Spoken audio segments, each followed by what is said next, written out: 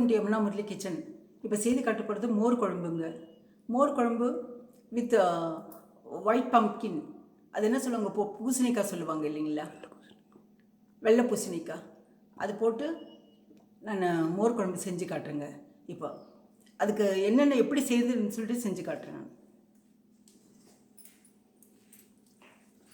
பாருங்கள், குக்கரில் ஒரு சின்ன துண்டு 1/4 கிலோ ஒரு 300 கிராம்ஸ் ஒரு பூசணிக்காவை, வெள்ளை பூசணிக்காவை இப்படி நீட்டை வாக்கில் கட் பண்ணி வச்சுருக்கேன். அது 2 பச்சை மிளகாய் போட்டிருக்கேன், அவ்வளோதான். அதை உடச்சிக்கலாங்க, கையில் உடச்சிக்கலாம். இதை கொஞ்சமாக தண்ணி ஊற்றி உப்பு போட்டு, தேவையான உப்பு போட்டு இதை வேக வச்சுக்கலாம். மஞ்சள் பொடி வேணுமெனா போட்டுக்கலாம், இல்லைன்னா தேவையில்லை, வேணுமெனா போட்டுக்கலாம். இப்போ ஒரே விசில், கொஞ்சமாக தண்ணி ஊற்றி ஒரு விசில் விடுறேன் பாருங்கள். தண்ணி ஊற்றுறேன்.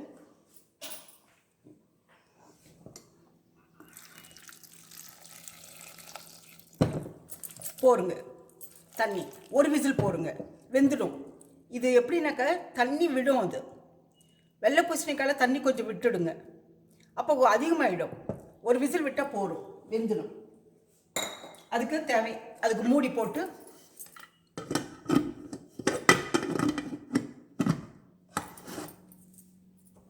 ஸ்டவ் ஆன் பண்ணிக்கலாங்க.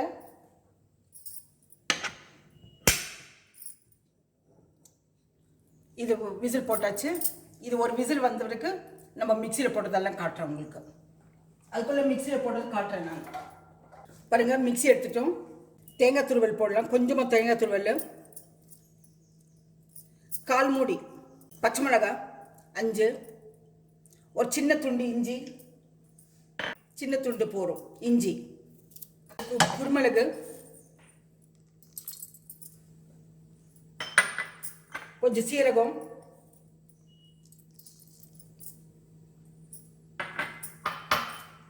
துவரம்பருப்பு பச்சரிசி ஊற போட்டு வடிகட்டி வச்சுருக்குங்க. துவரம்பருப்பை பச்சரிசி ஊற போட்டுடணும்.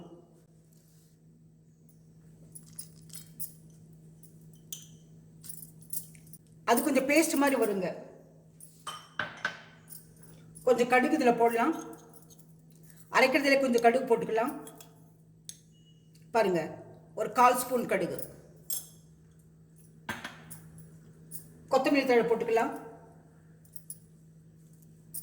இதை போட்டு மிக்சியில் அடிச்சுக்கலாங்க. மிக்சியில் அடிச்சுட்டு உங்களுக்கு காட்டுறேன். இப்போ இது போட்டதெல்லாம் மிக்சியில் போட்டுடலாங்க.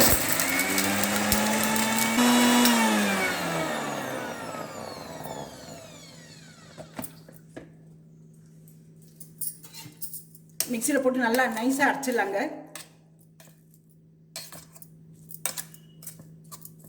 தண்ணி விட்டுக்கலாம்.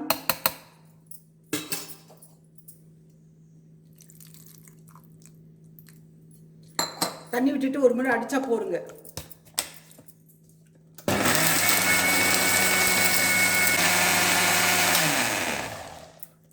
இப்போ பார்க்கலங்க,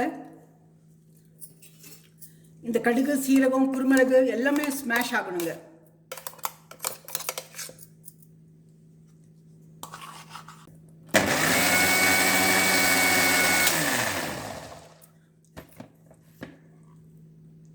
பார்த்தீங்களா? இது கூட கொஞ்சம் தயிர் போட்டு அடிச்சுக்கலாங்க. தயிர் ஒரு கப்பு தயிர் போடும். சும்மா ஒரு விப்பில் போட்டால் போருங்க. இது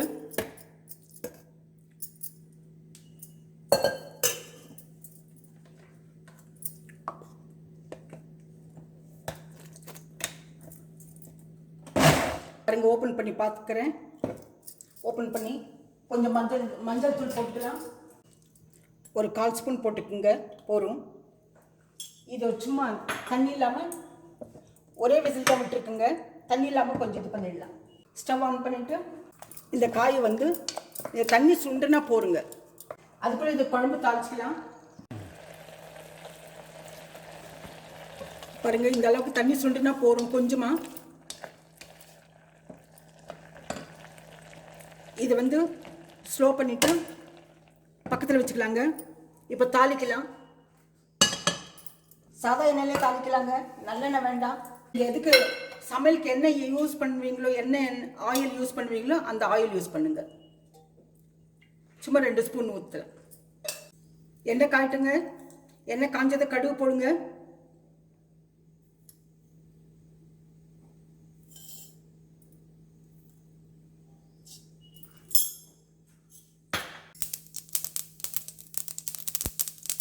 கடுகு பொரியுதுங்க.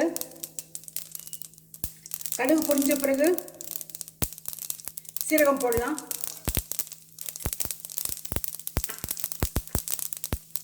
சீரகம் பொரியும் போது வெந்தயம் எடுத்து போடலாம். எல்லாம் 1/4 ஸ்பூனுங்க. வெங்காயம் போடலாம். கருவேப்பிலை போடலாம்.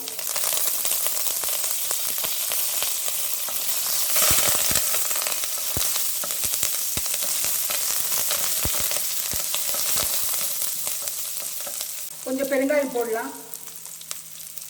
பாருங்க, பெருங்காயம்.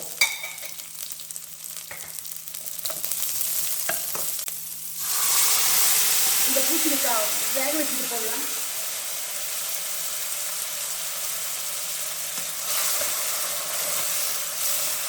கொஞ்சம் தண்ணி இருக்கணுங்க பூசணிக்காயில்.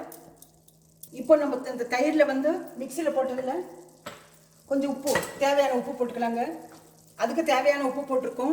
பூசணிக்காய்க்கு இந்த குழம்புக்கு தேவையான உப்பு போட்டுக்கலாங்க. இப்போ இது ஒரு கொதிக்கிற வரைக்கும் நம்ம காத்துட்டுருக்கலாம், வெயிட் பண்ணலாம்.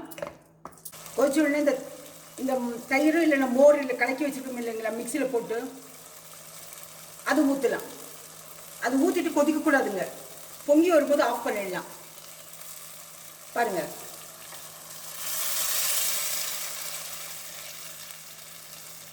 கொஞ்சம் தண்ணி ஊற்றிக்கலாம்.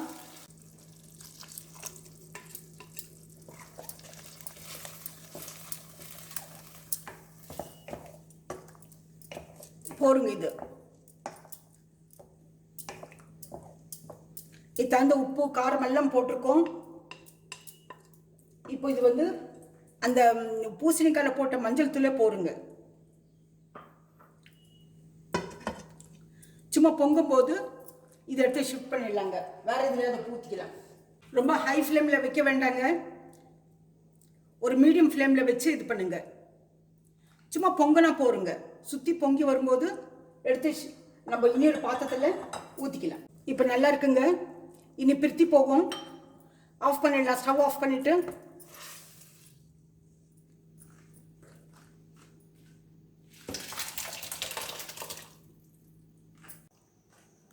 பாருங்க, மோர் குழம்பு இந்த பதத்தில் இருக்கணுங்க. இனி கெட்டியாக இருந்தால் நல்லா இருக்காது, ரொம்ப தண்ணியாக இருந்தாலும் நல்லா இருக்காது. சாப்பாட்டுக்கு ஊற்றி சாப்பிட்லாம். இது சப்பாத்தி இட்லிக்கெல்லாம் ஆகாதுங்க, சாதத்துக்கு மட்டும்தான் ஆகும். குழம்புக்கு பதில் இது செய்யலாம். பாருங்கள் எப்படி இருக்கு.